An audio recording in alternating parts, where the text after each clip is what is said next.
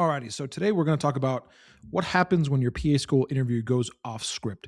And this is one of the most common things that I hear about during my mock interviews. Students always asking me, well, what if they don't ask me this question? What if they ask me this instead?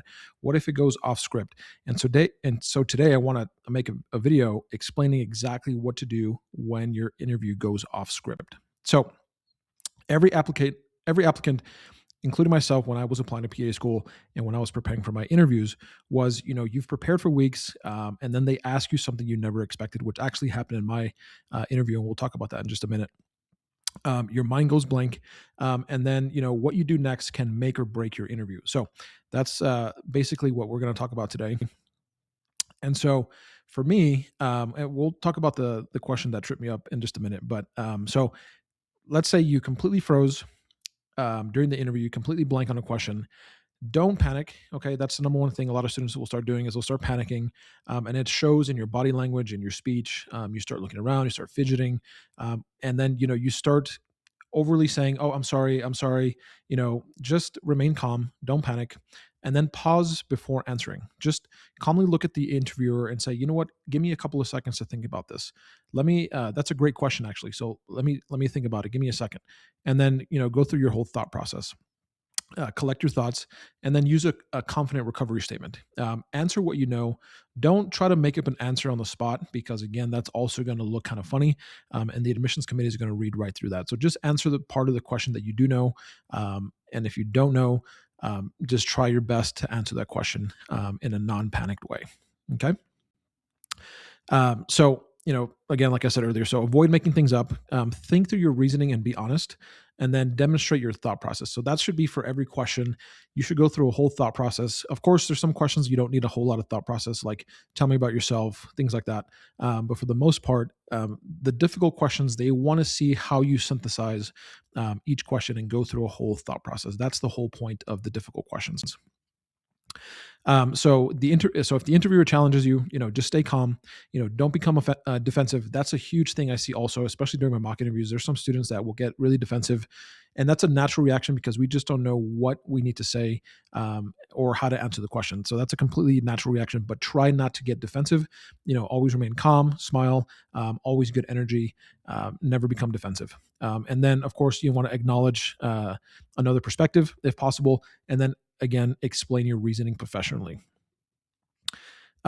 If you realize that you're rambling, just stop, catch yourself in the moment, realize that you're rambling, and then summarize the main point. Answer the question directly if possible. Quality always beats quantity. So that's another mistake that I see during my mock interviews is students want to elaborate on answers because they think that the longer the answer, the better the answer is going to be. And that's completely false. Interviewers want you to just hit the main points of every question and then move on. They don't want to hear a whole rambling story. They don't want to hear tangents. They just want to hear enough information about the answer in order to get the point across. So that's another huge tip for you guys as well. And then, of course, the unexpected follow-up question. So for this, take a moment to think about the follow-up question, and then clarify if necessary. So if you're confused about it, just ask them. Was this what you're asking me? And then they'll tell you yes or no. Organize your answer and then respond confidently. So, for example, one of the questions that I do during my mock interviews is, "Where do you see yourself in 5 to 10 years?" And then somewhat of an unexpected follow-up question is, what would you do if you don't get in this cycle? And so that kind of, the students are talking about, gracefully what they're going to be doing the next 5 to 10 years, expectedly. And then, I hit them with the, what if you don't get in this cycle? And that kind of, is an unexpected follow-up question, which can happen in any way, shape, or form during the interview. But, just take a moment to think about it. Everything's always going to be positive. If they do ask you that question, what happens if you don't get in the cycle? It's always going to be about, I'm going to reapply. I'm going to make my application stronger, X, Y, Z. Okay.